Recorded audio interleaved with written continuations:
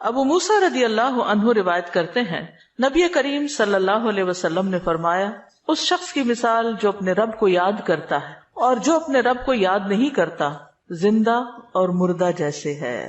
تو ذکر کو زندگی سے تشبیہ دی گئی ہے، یعنی جس طرح انسان زندگی کے ساتھ خوبصورت ہوتا ہے، یعنی اس کا ظاہر خوبصورت ہوتا ہے جب زندہ ہوتا ہے، جب مر جاتا ہے تو آپ دیکھیں میت کیسی لگتی ہے، تو اسی طرح ذکر کے ساتھ انسان کا باطن روشن ہوتا ہے اور خوبصورت ہوتا ہے. ذکر جو ہے یعنی اللہ کی یاد جو ہے اس کی کئی اقسام ہیں.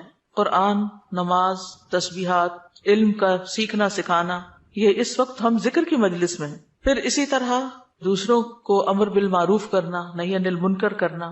تو یہ جو ذکر ہے اس کی کسی بھی شکل میں یہ اللہ تعالیٰ کے نزدیک ہر چیز سے بہتر عمل ہے. نبی صلی اللہ علیہ وسلم نے فرمایا کیا میں تمہیں تمہارا بہترین عمل نہ بتاؤں جو تمہارے مالک کے نزدیک اچھا اور پاکیزہ ہے اور تمہارے درجات میں سب سے بلند ہے اور سونا چاندی کے خرچ کرنے سے بہتر ہے اور اللہ کی راہ میں جہاد کرتے ہوئے تمہارے کفار کی گردنیں مارنے اور ان کے تمہاری گردنیں مارنے سے بھی افضل ہے. صحابہ نے عرض کیا کیوں نہیں؟ آپ نے فرمایا اللہ تعالیٰ کا ذکر، چاہے آپ نماز میں کر رہے ہیں، نوافل میں کر رہے ہیں، تلاوت قرآن کے ذریعے کر رہے ہیں، تعلیم قرآن کے ذریعے کر رہے ہیں، تسبیحات کے ذریعے کر رہے ہیں، درود شریف پڑھ رہے ہیں، کسی بھی طرح کھڑے بیٹھے لیٹے چلتے پھرتے، فارمل وے میں، انفارمل وے میں، اونچے یعنی جہرن اور سرن، جس شکل میں بھی آپ اللہ کو یاد کرتے ہیں تو اس کی اتنی زیادہ فضیلت ہے، بہت افضل عمل ہے. اور اس کے برعکس کیا ہوتا ہے؟ اللہ تعالیٰ سے غافل ہو جانا، بھول جانا، اور وہ عموماً کب ہوتا ہے؟ جب ہم دنیا میں خوب محو ہو جاتے ہیں. اسی طرح رسول اللہ صلی اللہ علیہ وسلم نے فرمایا بہترین عمل یہ ہے کہ جب تم دنیا سے رخصت ہو تو تمہاری زبان اللہ کے ذکر سے تر ہو. اور یہ اسی وقت ہو سکتا ہے جب ہمیں ہر حالت میں ذکر کرنے کی عادت ہو. یعنی ذکر جو ہی چھوٹے تو ہمیں کبھی سی محسوس ہونے لگے کہ کچھ رہ گیا ہے، کچھ چھٹ گیا میرے ہاتھ سے، کچھ نکل گیا ہے، کچھ کمی سی ہے، وہ خلا، وہ خالی پن فوراً محسوس کر لیں. ہم ذکر کرنے والے سب سے آگے آگے ہوں گے. رسول اللہ صلی اللہ علیہ وسلم نے فرمایا مفردون سبقت لے گئے. صحابہ نے پوچھا اللہ کے رسول مفردون کون ہے؟ آپ نے فرمایا اللہ کا بہت ذکر کرنے والے مرد اور ذکر کرنے والی عورتیں. ذکر کی حالت میں مسلسل اللہ تعالیٰ کا ساتھ ملتا ہے، اللہ کا قرب نصیب ہوتا ہے. اللہ تعالیٰ فرماتے ہیں میں اپنے بندے کے ساتھ ہوں جب تک وہ مجھے یاد کرتا ہے اور میری یاد میں اپنے دونوں ہونٹ ہلاتا ہے. پھر شیطانی حملوں سے بچاؤ کا مضبوط قلعہ ہے. یحییٰ علیہ السلام نے بنی اسرائیل کو خطاب کیا اور اس میں ایک بات یہ کہی کہ بندہ جب تک اللہ کے ذکر میں مصروف رہتا ہے تو شیطان کے حملوں سے محفوظ ایک مضبوط قلعے میں ہوتا ہے، یعنی دشمن سے بچا ہوا ہوتا ہے. پھر جنت کے باغیچے ہیں ذکر کی مجلسیں، جیسے یہ مجلس ہے. رسول اللہ صلی اللہ علیہ وسلم نے فرمایا جب تم لوگ جنت کے باغوں کے پاس سے گزرو تو کچھ کھا پی لیا کرو. صحابہ نے پوچھا جنت کے باغوں سے کیا مراد ہے؟ آپ نے فرمایا مجالس ذکر، ذکر کی مجلسیں. قیامت کے دن سب سے زیادہ قابل رشک لوگ کون ہوں گے؟ جن کے چہروں کی سفیدی دیکھنے والوں کو ڈھانپ لے گی. وہ انبیاء و شہداء نہیں ہوں گے لیکن ان کے اللہ کے قریب ہونے کی وجہ سے انبیاء و شہداء ان پہ رشک کریں گے. عرض کیا کہ اللہ کے رسول یہ کون لوگ ہوں گے جن پہ انبیاء و شہداء رشک کریں گے؟ فرمایا یہ مختلف قبیلوں کا مجموعہ ہے، مختلف قبیلوں مختلف بیک گراؤنڈ سے آئے ہوئے لوگ ہیں جو اللہ کے ذکر پہ جمع ہوتے ہیں اور عمدہ کلام کو اس طرح چن چن کر لیتے ہیں جیسے کھجور کھانے والا عمدہ کھجوریں چن چن کے لیتا ہے. تو مجھے اس حدیث کو پڑھتے ہوئے آپ لوگوں کا خیال آتا ہے کہ علم کی مجلس میں سے جو اہم اہم نقطے ہیں وہ آپ اپنے پاس محفوظ کرتے جاتے ہیں. کچھ باتیں دل میں یاد ہیں اور کچھ قلم سے یعنی نوٹ بک میں نوٹ کرتے جا رہے ہیں. تو ایسی مجلسیں جو ہیں وہ انسان کے لیے ایک بہت بڑی نعمت ہے. پھر ذکر نہ کرنا باعث حسرت ہے. یاد رکھیے جب میں ذکر کا لفظ بولتی ہوں نا تو ذکر کی ساری اقسام ذہن میں لایا کریں، کیونکہ ہمارے ہاں ذکر صرف اللہ ہو کرنے کا نام بن گیا ہے. ذکر کی مجلس کیا ہے؟ جس میں سارے لوگ بیٹھ کے اندھیرا کر دیں اور پھر وہ اس انداز میں ذکر کریں کہ سارے ایک نعرے کی شکل میں اور مل کے کوئی آوازیں بلند کریں. صحابہ سے ایسے کوئی طریقے منقول نہیں ہیں. وہاں صحابہ کرام نبی صلی اللہ علیہ وسلم کی مجالس میں جو بیٹھ کے علم حاصل کرتے تھے اس کو بھی ذکر کی مجلس سمجھتے تھے اور ویسے بھی اکٹھے بیٹھ کر اللہ کو یاد کرتے تھے. جیسے مسجد نبی میں ایک دفعہ آپ تشریف لے گئے، 2 جماعتیں تھی، کچھ علم سکھا رہے تھے اور کچھ بیٹھ کے ویسے ہی تسبیحات پڑھ رہے تھے اپنی اپنی. تو آپ علم والوں کے پاس گئے تو یہ بھی ذکر کی مجلس ہوتی ہے، یعنی علم کا سیکھنا سکھانا، اور بیٹھ کے تسبیح پڑھتے رہنا، ذکر کرتے رہنا، جیسے آپ حرم میں بیٹھ کے کرتے ہیں، کسی مسجد میں بیٹھے ہوتے ہیں، اس کے لیے ضروری نہیں ہوتا کہ کوئی تسبیحات کرنے کے لیے باقاعدہ لوگوں کو دعوت دے کر کوئی ایسے حلقے اکٹھے کیے جائیں۔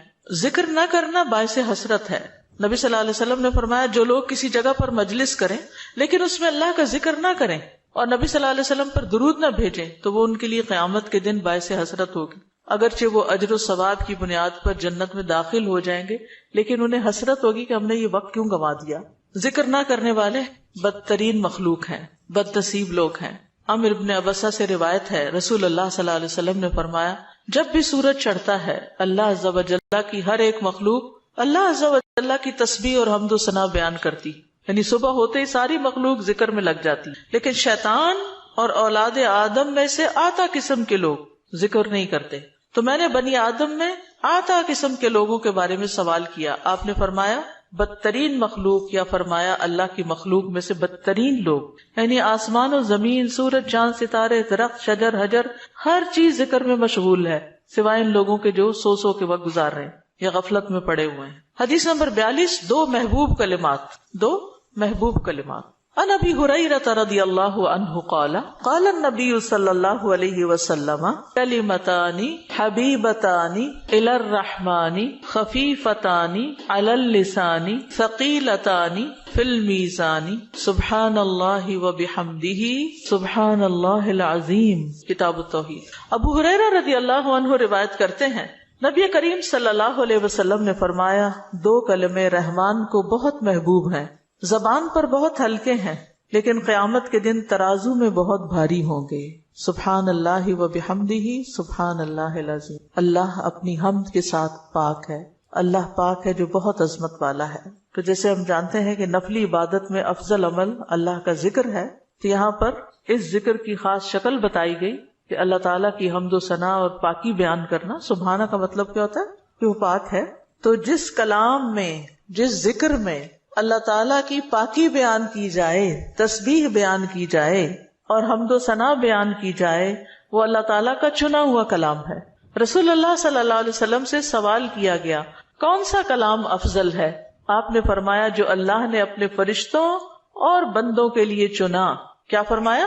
جو اللہ نے اپنے فرشتوں اور اپنے بندوں کے لیے چنا۔ سبحان اللہ و بحمدہ، ٹھیک ہے، سبحان اللہ و بحمدہ۔ یہ تمام مخلوق کی نماز ہے، تمام مخلوق کی نماز ہے۔ نوح علیہ السلام کی وفات کا وقت جب آیا تو انہوں نے اپنے بیٹے سے فرمایا کہ میں تمہیں ایک وصیت کر رہا ہوں، دو باتوں کو کرنے کا حکم دیتا ہوں، دو باتوں سے روکتا ہوں۔ اور دو کرنے کے جو کام بتائے اس میں سے ایک لا الہ الا اللہ کا اقرار، کہ اگر ساتوں آسمان اور ساتوں زمینوں کو ترازو کے ایک پلڑے میں رکھ دیا جائے اور لا الہ الا اللہ کو دوسرے پلڑے میں، تو لا الہ الا اللہ والا پلڑا جھک جائے گا، اور اگر ساتوں آسمان اور ساتوں زمینیں ایک بند کڑے کی شکل اختیار کر لیں تو لا الہ الا اللہ اس کو بھی توڑ دے گا۔ اتنی طاقت ہے اس کلام کے اندر۔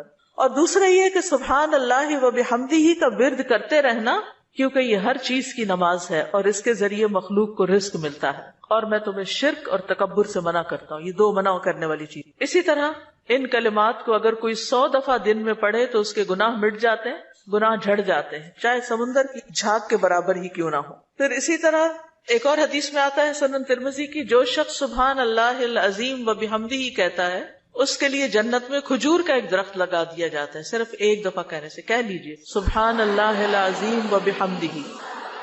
اللہ کے راستے میں سونا خرچ کرنے سے بہتر ہے۔ رسول اللہ صلی اللہ علیہ وسلم نے فرمایا جو رات سے خوف کھائے، اکیلا ہونے کی وجہ سے یا ویسے اس کو اندھیرے کا فوبیا ہو، کہ جو رات سے خوف کھائے کہ وہ اس کو پریشان کرے گی، یا مال خرچ کرنے سے بخل کرے کہ دینے کو دل نہ چاہے، یا دشمن سے مقابلہ کرنے سے ڈرے، تو وہ اس قول کی کثرت کر دے سبحان اللہ و بحمدہ، سبحان اللہ و بحمدہ، کیونکہ یہ اللہ کے نزدیک سونے کا پہاڑ اللہ کے راستے میں خرچ کرنے سے زیادہ محبوب ہے۔ ہم میں سے کس کی وسعت ہے کہ سونے کا پہاڑ اللہ کے راستے میں خرچ کرے؟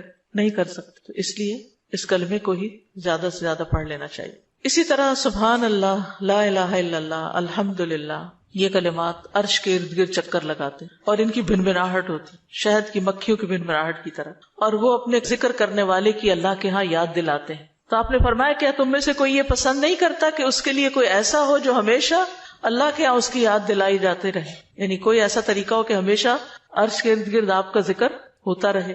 قیامت کے دن بھی انسان کا بچاؤ کریں گے، یعنی جہنم سے بچانے کے لیے سبحان اللہ والحمد للہ ولا الہ الا اللہ واللہ اکبر. پھر اہل جنت کا ذکر کیا ہوگا؟ ان کے سانس کے ساتھ ان کو تسبیح و تحمید سکھا دی جائے گی کہ بولنا بھی نہیں پڑے گا، سانس لیں گے اور سانس کے ساتھ اللہ کا ذکر جاری ہو جائے گا. یہ جو احادیث نے بیان کی، یہ آپ کے پاس کارڈ ہونا چاہیے تسبیحات کی فضیلت والا، اس میں لکھی ہوئی ہے، دوسروں کے ساتھ بھی شیئر کریں اور خاص طور پہ بچوں کو ذکر کرنا سکھائیں. ان کے اندر بھی ایک کامنس آتی، ایک سکینت آتی ہے. ہم بعض اوقات یہ سوچتے ہیں یہ تو بچے ہی ہیں، ابتدائی عمر سے، چھوٹی عمر سے کہ چلو یہ پڑھو، انگلیوں پہ گنتے ہیں، اچھا تم نے کتنی دفعہ پڑھ لی، کتنے جنت میں درخت لگائے، تو آہستہ آہستہ ان کو عادت ہو جاتی. پھر ذکر کی ایک قسم اللہ کے نام پڑھنا، اللہ کے نام یاد کرنا. عن ابی ہریرہ ان رسول اللہ صلی اللہ علیہ وسلم قال ان للہ 99 اسما 100 الا واحدا من احصاها دخل الجنہ. کتاب التوحید. ابو ہریرہ رضی اللہ عنہ سے روایت ہے کہ رسول اللہ صلی اللہ علیہ وسلم نے فرمایا، بے شک اللہ کے 99 نام ہیں، 99، ایک کم 100. جو شخص ان سب کو محفوظ رکھے گا، یاد کر لے گا، وہ جنت میں داخل ہوگا. من احصاها، تو احساس سے مراد ان کو گننا، ان کے معنی پہچاننا، ان کے تقاضے کے مطابق عمل کرنا. خالی لکھ کے یا جمع کر کے یاد کر لیا جائے اور مطلب ہی نہ پتا ہو اور اس کے مطابق عمل نہ ہو تو پھر یہ وعدہ نہیں پورا ہوتا. احصاء میں ہر چیز کا جمع ہو جانا ہے، یعنی اللہ تعالیٰ کے ناموں کی حدود کی حفاظت کرنا، ان کو پہچاننا، ان کا معنی جاننا، ان کی فضیلت جاننا، کہاں پڑھنا ہے. امام ابن قیم کہتے ہیں کہ اللہ کے اسماء کو گن کر محفوظ کرنے کے کچھ مراتب ہیں. بندہ جب ان ناموں کو یاد کر لیتا ہے تو وہ جنت میں داخل ہو جاتا ہے اور یہی اس کی سعادت اور نجات اور فلاح کا مرکز ہے. وہ کہتے ہیں پہلا مرتبہ ان کے الفاظ کو گننا اور شمار کرنا، دوسرا مرتبہ ان کے معنی اور مدلول کو سمجھنا، تیسرا مرتبہ ان کے ساتھ دعا مانگنا. قرآن میں آتا نا وَلِلَّهِ الْأَسْمَاءُ الْحُسْنَى فَادْعُوهُ بِهَا، اور اللہ ہی کے لیے ہیں اچھے اچھے نام، بس تم اس کو ان کے ساتھ پکارو، اللہ کے نام لے کے. جیسے یا حی یا قیوم، یا اللہ، یا رب، یا رحمان، یا رحیم، یا کریم، یا ذی الجلال والاکرام، اور باقی بھی اسی طرح. پھر ہے دعا مانگنے کے 2 مرتبے ہیں. نمبر 1 دعا العبادہ، یعنی اللہ کی تعریف ان ناموں کے ساتھ کرنا. ہمارا رب رحیم ہے، کریم ہے، تو یہ تعریف عبادت کی دعا ہوتی ہے، دعا العبادہ کہتے ہیں اس کو. اور دوسرا ہے دعا المسئلہ، طلب اور مانگنے کی دعا، کہ ان ناموں کے ساتھ پکار کے اللہ کو پھر سوال کرنا.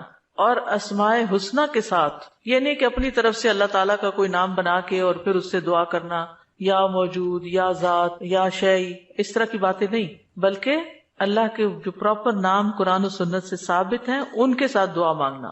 تو یاد رکھیے کہ اللہ کی پہچان یہ علم کا پہلا مرتبہ ہے. سب سے پہلے جس کو جاننا چاہیے، جس کے بارے میں ہمیں معلوم ہونا چاہیے کہ وہ کون ہے، وہ اللہ رب العزت. فَاعْلَمْ أَنَّهُ لَا إِلَٰهَ إِلَّا هُوَ، جان لو کہ اللہ کے سوا کوئی الہ نہیں. یہ علم ہر ایک پر فرض ہے کہ ہمارا خالق کون ہے، ہمارا مالک کون ہے، ہمارا رازق کون ہے، ہمارا معبود کون ہے، ہماری مشکل کشا کون ہے، ہمارا حاجت روا کون ہے، اور جو بھی اللہ تعالیٰ کے باقی نام ہے، پہچان. یہ علم تمام علوم سے افضل ہے، کیونکہ جب ایک انسان، کوئی بچہ، بوڑھا، جوان اللہ تعالیٰ کو جان لیتا ہے نا، تب ہی اس کی زندگی درست ہوتی، تبھی اس کو واقعی ہدایت ملتی، تبھی وہ اللہ کے لیے سب کچھ کرتا ہے، تبھی اس کے اندر تقویٰ پیدا ہوتا ہے، تبھی وہ حلال حرام کی تمیز کرتا ہے. کیونکہ یہ سب کچھ کرنا اس کے لیے اللہ نے اپنی عبادت کے لیے پیدا کیا، اور اگر ہم اللہ ہی کو نہیں پہچانتے تو عبادت کس کی کر رہے ہیں؟ تو پہلا کام اللہ کی پہچان ہے، اللہ کی معرفت، خود بھی اور اپنی آل اولاد کو بھی اور اپنے آس پاس کے لوگوں. اور اللہ کی پہچان کے لیے اللہ کے ناموں کا علم حاصل کرنا ضروری. پھر اس سے ایمان میں بھی اضافہ ہوتا ہے. جتنا جتنا آپ اللہ کو زیادہ جانتے چلے جاتے ہیں اتنا اتنا آپ کا ایمان بڑھتا ہے. اسی لیے اس کو اشرف العلوم کہا گیا ہے کہ تمام علوم کا سردار ہے یہ. پھر اسی طرح اللہ تعالیٰ کے ناموں کو پڑھنے، یاد کرنے، جاننے، سمجھنے کے بارے میں کچھ اصول و قواعد ہیں. اس میں پہلی بات یہ کہ اللہ کے تمام نام توقیفی ہیں، اس میں عقل کی کوئی گنجائش نہیں، یعنی بذریعہ وحی معلوم ہوئے. ہم اپنے پسند سے اللہ کا کوئی نام نہیں رکھ سکتے. یعنی آپ یہ نہیں کہہ سکتے کہ مجھے اللہ سے بڑی محبت ہے تو میرا دل چاہتا ہے میں اللہ تعالیٰ کا یہ نام رکھ دوں, خود سے کیوں رکھ دوں, یہ نہیں کر سکتے آپ. ٹھیک ہے, کسی انسان کو, کسی بشر کو, کسی جن کو, کسی فرشتے کو یہ اختیار نہیں کہ وہ اپنی مرضی پسند سے اللہ کا کوئی نام رکھ دے اور اس سے اس کو پکارنا شروع کر دے اور اس کی لاجک صرف یہ دے کہ یہ تو محبت کی بات ہے اور میں محبت سے یوں پکارتی ہوں اللہ کو. نہیں, اس کی اجازت نہیں, کیونکہ جتنا اللہ تعالیٰ خود اپنے آپ کو جانتا ہے ہم نہیں جانتے, اور جتنا اس نے چاہا ہمیں اپنے بارے میں علم دیا اور وہ علم بھی نبی صلی اللہ علیہ وسلم کے ذریعے ہم تک پہنچا ہے, تو اس کو حاصل کرنے کی کوشش کریں. پھر اسی طرح دوسری بات یہ کہ اس بارے میں کتاب و سنت سے آگے نہ بڑھیں. عقل, رائے, خواہش.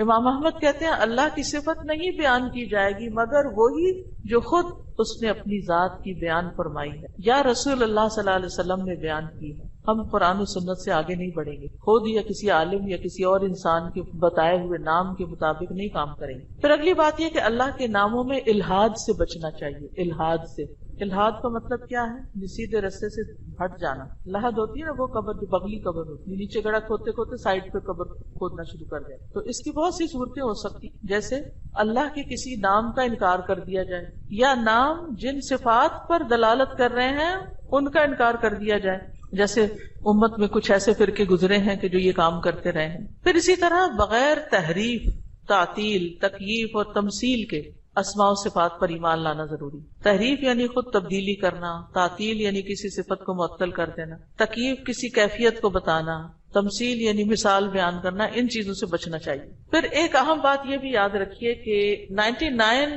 تو ہمیں بتایا گیا کہ اتنے تو کم از کم یاد کر لو, لیکن یہ یاد رکھیے اللہ کے صرف 99 نیمز نہیں ہیں, وہ اس سے زیادہ ہیں. اس لیے بعض کتابوں میں آپ کو زیادہ بھی ملیں گے, لیکن یہاں مراد کیا ہے کہ یعنی اتنے تو زبانی یاد کر سکتا ہے انسان یا آسانی سے ہر ایک کو معلوم ہو ہی سکتے ہیں.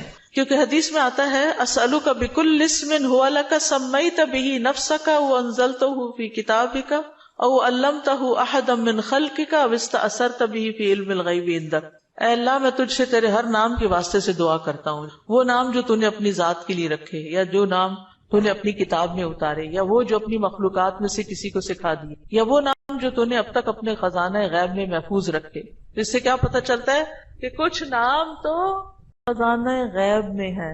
اور جیسے حدیثی شفاعت میں آتا ہے نا کہ نبی صلی اللہ علیہ وسلم کو اللہ تعالیٰ قیامت کے دن اپنی حمد و ثنا بیان کرنے کی تعریف کرنے کے لیے وہ کچھ سکھائیں گے جو اس سے پہلے نہیں سکھائی ہوگی وہ تعریف, تو اس کے ذریعے نبی صلی اللہ علیہ وسلم اللہ کی تعریف بیان کریں گے. یعنی وہ علم ابھی تک نبی صلی اللہ علیہ وسلم کے پاس بھی نہیں, وہ قیامت کے دن دیا جائے گا جس کی بنا پر آپ اللہ تعالیٰ کی تعریف کریں گے, پھر دعا کریں گے اور پھر آپ کو شفاعت کا اذن دیا جائے گا جو شفاعت کبریٰ کی حدیث آتی ہے. اللہ نے اللہ تعالیٰ کے ناموں کا ایک کارڈ ریوائز کر کے چھاپا تھا جس میں قرآن اور سنت کی دلیل سے وہ نام دیے گئے ہیں, اور باقی جو تاج کمپنی کے چھپے ہوئے نام ان میں کچھ نام ایسے ہیں جو اللہ کے نام نہیں ہیں, وہ اللہ تعالیٰ کے افعال ہیں جن سے لوگوں نے خود نام بنا لی. جیسے المذل اللہ کا نام نہیں ہے, یہ اللہ کا نام نہیں ہے, لیکن ذلت دینے والا اللہ ہے, تو ذل من تشاء, تو اس سے لوگوں نے نام اسم فائل کر کے تو مذل بنا لیا. تو یہ نام نکال دینے چاہیے, ٹھیک ہے, کیونکہ یہ قرآن و سنت سے نہیں ملتے. تو کچھ اللہ تعالیٰ کے نام ہیں, صفات ہیں, اور کچھ افعال بھی ہیں کہ اللہ تعالیٰ کیا کیا کرتا ہے. تو قرآن سے ہمیں وہ بھی پتہ چلتا ہے کہ اللہ تعالیٰ کیا کرتا ہے, اسے زندگی دیتا ہے, موت دیتا ہے, رزق دیتا ہے, وغیرہ وغیرہ. حدیث نمبر 44, پورے یقین کے ساتھ دعا کرنا. دعا بھی ذکری کی ایک قسم ہے. ان انس قال قال رسول اللہ صلی اللہ علیہ وسلم اذا دعوتم اللہ فاعزموا فی الدعاء ولا یقولن احدکم ان شئت فاعتنی فان اللہ لا مستکرہ لہ. انس رضی اللہ عنہ روایت کرتے ہیں کہ رسول اللہ صلی اللہ علیہ وسلم نے فرمایا جب تم اللہ کو پکارو تو پکارنے میں عزم رکھو, یعنی اچھی طرح پکارو, اور تم میں سے ہرگز کوئی یوں نہ کہے کہ اگر تو مجھے چاہے تو عطا کر دے, چاہے تو نہ کرے. یعنی لکھا ہوا نہیں یہاں, لیکن مطلب یہی بنتا ہے کیونکہ اللہ کو کوئی بھی مجبور نہیں کر سکتا, ٹھیک ہے. تو یہاں دعا مانگنے کا ادب سکھایا گیا ہے کہ دعا پورے یقین کے ساتھ مانگنی چاہیے. یا اللہ تو دے سکتا ہے, تو مجھے عطا کر. یہ نہ کہے تو چاہے تو عطا کر, وہ تو دینے پہ قادر ہے, اس سے پورے یقین اور عزم کے ساتھ دعا کریں. اسی طرح دعا مانگنے کے کچھ اور آداب بھی ہیں. مسئلہ یہ کہ غافل دل سے دعا نہ کریں, کیونکہ اللہ تعالیٰ بے پرواہ دل کی دعا قبول نہیں کرتا. پھر یقین سے دعا کریں کہ قبولیت کا یقین ہو کہ نہیں اللہ تعالیٰ سنتا ہے, یہ نہیں اب پتہ نہیں سنے گا کہ نہیں، بہت مانگی ہے ابھی تک تو ہماری بات نہیں مانی گئی، پتہ نہیں آگے کیا ہوگا، میری تو سنتا ہی نہیں. نعوذ باللہ ایسی باتیں نہیں کرنی چاہیے. آپ کے اللہ آپ کے تو بس میں ہے سب کچھ، آپ تو سب کچھ کر سکتے ہیں. پھر اسی طرح بغیر ہچکچاہٹ کے رب سے دعا کرنی چاہیے. کس سے؟ بغیر ہچکچاہٹ کے، پورے یقین سے.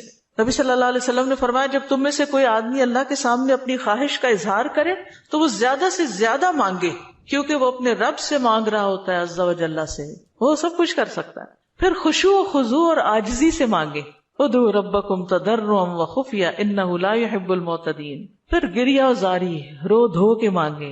آپ دیکھیں کس طرح بچے جب انہیں کوئی چیز چاہیے ہوتی ہے تو بلا وجہ بھی رونا شروع کر دیتے ہیں. تکرار اور اصرار سے دعا کریں. نبی صلی اللہ علیہ وسلم بعض اوقات 3 بار ایک دعا دہراتے تھے. آپ نے فرمایا جس شخص نے 3 بار اللہ سے جنت مانگی تو جنت کہتی ہے اللہ اسے جنت میں داخل کر دے، اور جو شخص 3 مرتبہ آگ سے پناہ مانگے تو دوزخ کہتی ہے اللہ اس کو آگ سے پناہ دے دے. پھر دعا میں جلد بازی نہ کرے. تو بندہ جب تک جلد بازی نہ کرے دعا قبول کی جاتی رہتی. یعنی جلد بازی کیا ہے کہ مایوس ہو کے انسان تھک جائے اور دعا مانگنا چھوڑ دے، یہ نہیں ہونا چاہیے. جی استاذہ، جو اللہ تعالیٰ کے جو نام ہے اور جو ان کے صفات ہیں یہ ریلیٹ کرتے ہیں نا آپس میں؟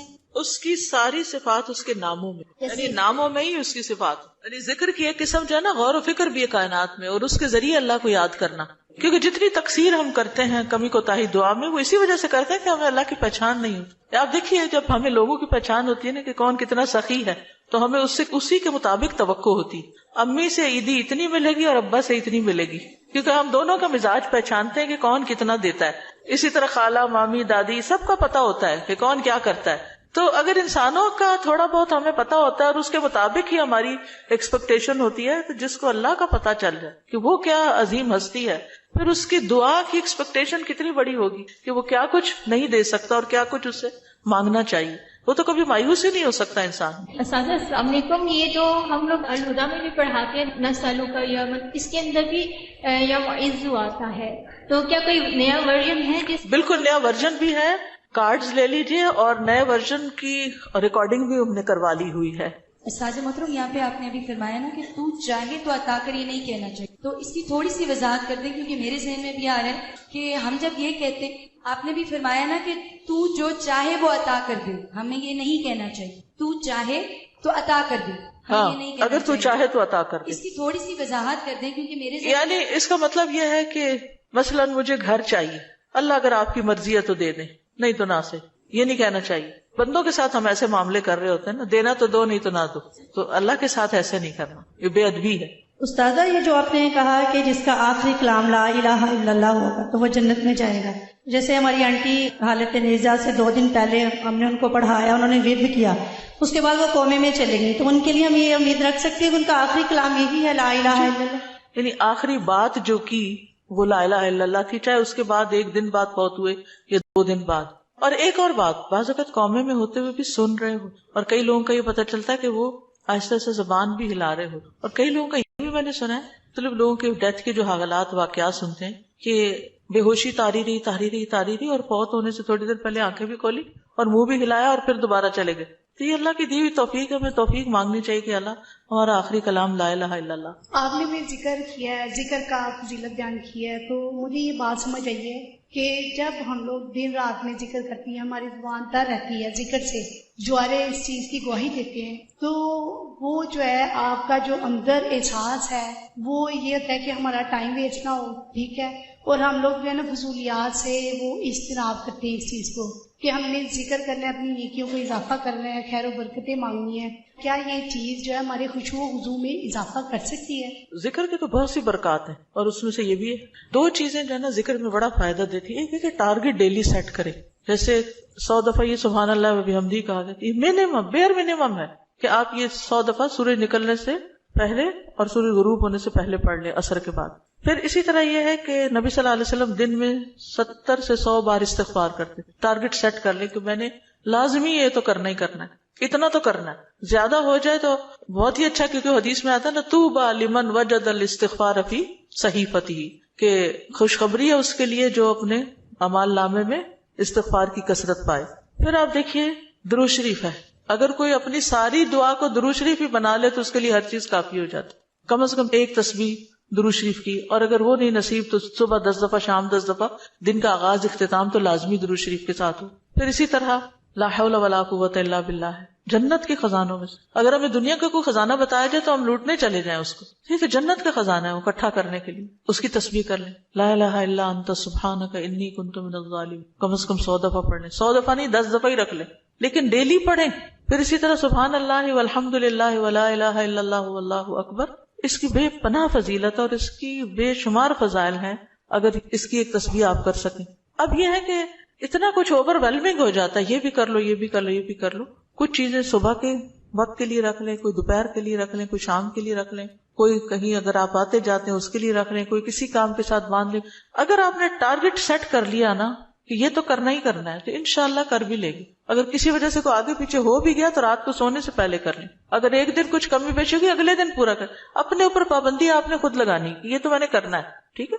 دوسری چیز یہ ہے کہ اگر نہ کریں تو پھر اس پر اپنے آپ کو پنش بھی کریں، اس کے عوض کچھ صدقہ کریں، کیونکہ اپنی عادتوں کی اصلاح خود ہی کرنی. روزہ رکھیں، یعنی کمپنسیٹ کریں اپنے آپ کو، کیونکہ انسان کے جسم کے ہر جوڑ پہ روز صدقہ واجب ہوتا ہے. یہ تسبیحات جو ہیں وہ جوڑوں کا صدقہ بھی ہیں، ٹھیک ہے. تو اوقات مقرر کریں، اپنے لیے خود مقرر کریں، خاص طور پر جو مسنون تعداد آئی ہے اس کی پابندی کریں. اور باقی یہ تو ویسے کی تسبیحات ہیں نا، لیکن جو صبح شام کے اذکار ہیں ان کی پابندی کریں. رات کو سوتے وقت کے اذکار کی پابندی، گھر سے نکلتے آتے جاتے اٹھتے بیٹھتے سارے دن کے جو مسنون اذکار ہیں. دعا کیجئے، کتاب کس کس کے پاس ہے؟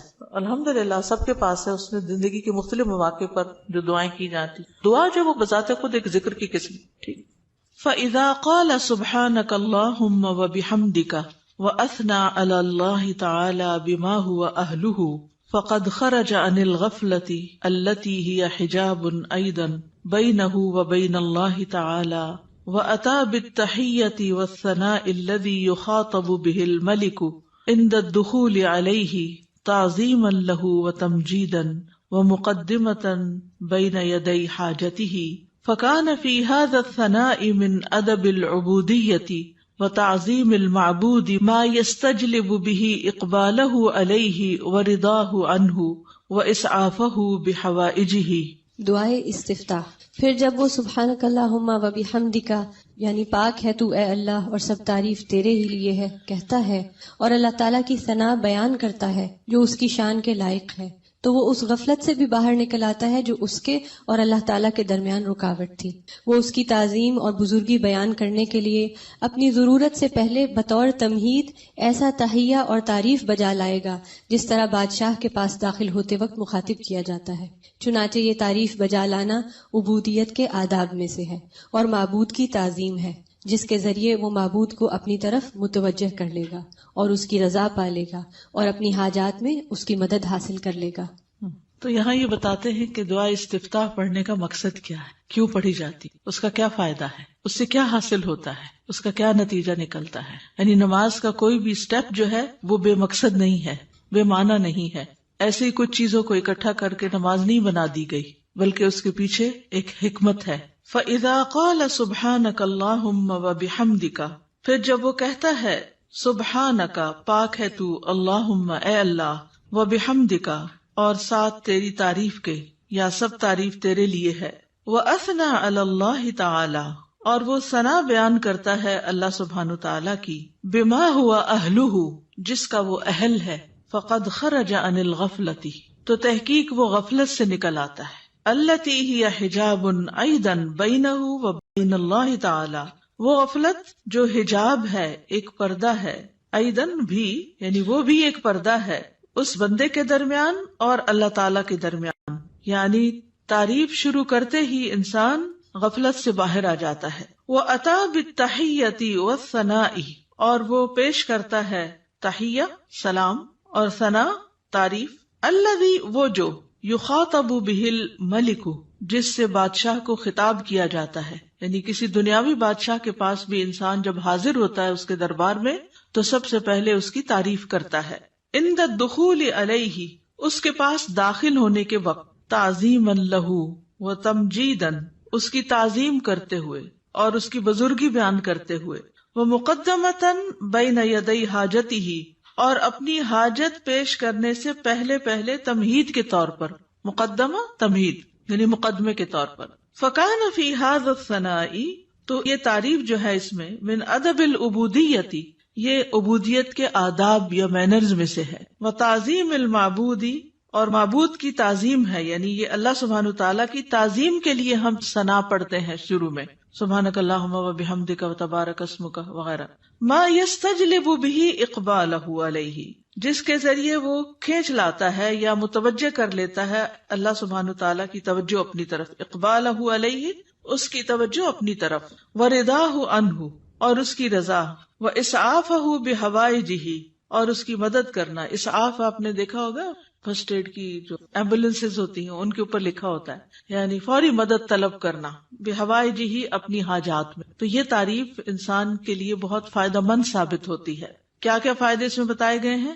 نمبر 1، انسان غفلت سے نکل آتا ہے، ٹھیک ہے، خرج عن الغفلۃ التی ہی حجاب ایضا بینہ وبین اللہ تعالی۔ دوسری بات کیا ہے کہ وہ ملاقات سے پہلے یا ابتدا میں، جیسے کسی بھی بادشاہ کے پاس جانے کا ایک ادب، ایک پروٹوکول ہوتا ہے، تو یہاں بندہ تحیہ اور ثنا سے کام لیتا ہے، اور اس سے کیا فائدہ ہوتا ہے کہ ایک تو جو ہمارے اوپر ادب آداب کا حق ہے وہ ادا ہوتا ہے، دوسری طرف یہ کہ معبود کی تعظیم ہوتی ہے، معبود یا رب ہماری طرف متوجہ ہوتا ہے، وہ راضی ہوتا ہے، اور بندے کی مدد کرنے میں وہ جلدی کرتا ہے۔ تو یہ فائدے ہیں دراصل ثنا پڑھنے کے۔ حقیقت یہ ہے کہ اللہ سبحانہ تعالیٰ کی ذات ہی قابل تعریف ہے۔ سورۃ ہود میں آتا ہے انہ حمید مجید، بے شک وہ بے حد تعریف کیا گیا، بڑی شان والا ہے، یعنی اللہ سبحانہ تعالیٰ کی شان بڑی بلند ہے، تو اس کی تعریف ہونی ہی چاہیے۔ دنیا میں آپ دیکھیں کہ کسی انسان نے اگر کوئی اچیومنٹ کی ہو، کوئی بڑا کام کیا ہو، تو دور بیٹھے بھی لوگ، نہ جاننے والے بھی اس کی تعریف کرتے رہتے ہیں کہ بڑا کمال کیا اس نے، فلاں چیز ایجاد کر دی ہے، فلاں چیز بنا دی ہے، فلاں کام کیا۔ تو اس بندے کو نہیں پتا ہوتا کہ کون کون اس کی تعریفیں کر رہا ہے، لیکن جب اس کی ذات سے کسی کو فائدہ پہنچتا ہے تو جس کو فائدہ پہنچتا ہے وہ خود ہی تعریف کے لیے آگے آ جاتا ہے۔ تب آپ دیکھیے کہ اللہ سبحانہ تعالیٰ کی ذات سے ہمیں کتنا فائدہ پہنچ رہا ہے اور کیا کیا کمالات ہیں۔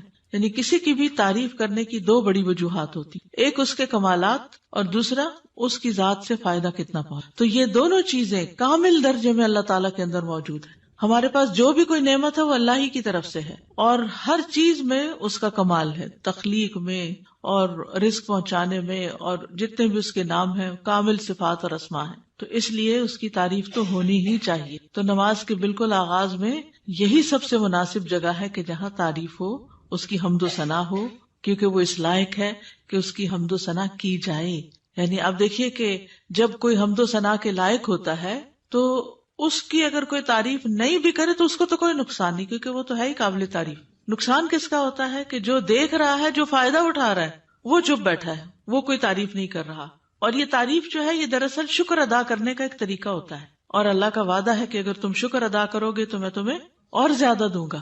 تو اس احساس کے ساتھ جب انسان اللہ کی تعریف بیان کرتا ہے تو دراصل اللہ سبحانہ تعالیٰ کو بندہ اپنے قریب پاتا ہے، اس سے کنیکشن ہو جاتا ہے اس کا، اور یہ سراسر بندے کے اپنے ہی فائدے میں۔ ہمارا تعریف کرنا اللہ تعالیٰ کی اللہ تعالیٰ کو فائدہ نہیں دیتا، یہ دراصل خود ہم ہی کو فائدہ دے رہا ہوتا ہے، کیونکہ تعریف کرنے کا بھی ایک مزہ ہوتا ہے، کیونکہ تعریف کرنے والا صرف اس وقت تعریف کر سکتا ہے جب وہ کسی خوبی کو دیکھنے کے قابل ہوتا ہے۔ یعنی اگر ہم تعریف کرتے ہیں تو اس کا مطلب یہ ہے کہ ہمارے اندر یہ صلاحیت ہے کہ ہم خوبیوں کو دیکھ پاتے ہیں۔ تو اس میں صرف ممدوح کی حمد نہیں ہوتی یا اللہ سبحانہ تعالیٰ ہی کی تعریف نہیں ہوتی، بلکہ ایسا بندہ بھی ایسے خالق کے ساتھ جب جڑتا ہے تو وہ بھی قابل تعریف ہو جاتا ہے۔ یعنی وہ بندہ بھی قابل تعریف ہو جاتا ہے جو اپنے خالق کی تعریف کرتا ہے، کیونکہ ناشکرے لوگ کسی کو بھی اچھے نہیں لگتے، پسند نہیں آتے، اور وہ لوگ جو اپنی آنکھیں ہی بند رکھیں اور غفلت کا شکار رہیں اور سوئے پڑے رہیں اور اللہ کی نعمتوں کو دیکھ ہی نہ سکیں یا اس سے ناراض رہیں، ایسے لوگ دراصل اپنا ہی نقصان کرتے ہیں۔ ایک حدیث سے ہمیں پتہ چلتا ہے کہ بندے اگر اللہ تعالیٰ کو دیکھ لیں تو اور بھی زیادہ اس کی تعریف کریں۔ ابھی تو بن دیکھے کرتے ہیں نا، اس کی نشانیاں دیکھ دیکھ کے،